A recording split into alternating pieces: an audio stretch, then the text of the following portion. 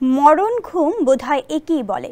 রেলের দুই লাইনের মাঝে থাকা টুকরো পাথর আর সিমেন্টের স্ল্যাব হলো বিছানা এবং বালিশ খোদ রেলের পাত।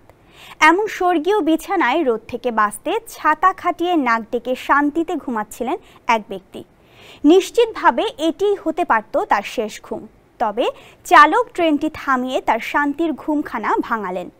এমন ঘটনার একটি ভিডিও অনলাইনে ভাইরাল হয়েছে। ঘটনাটি ঘটেছে ভারতের উত্তরপ্রদেশের প্রয়াগরাজে। মোবাইলে ধারণ করা ওই ভিডিওতে দেখা যায় রোদের মধ্যে ছাতা খুলে রেলের পাতে মাথা রেখে ঘুমাচ্ছেন এক ব্যক্তি। ওই লাইন ধরে আসছিল একটি লোকাল ট্রেন। দূর থেকে দেখে প্রথমে হর্ন দেন চালক, তাতে তার ঘুম ভাঙেনি।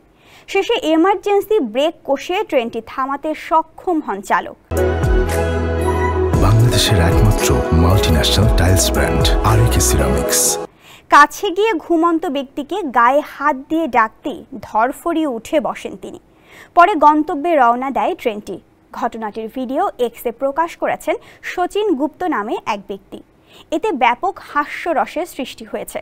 কেউ লিখেছেন যমরাজ বোধহয় ছুটিতে ছিলেন, কেউ আবার তার শাস্তির দাবিও জানিয়েছেন।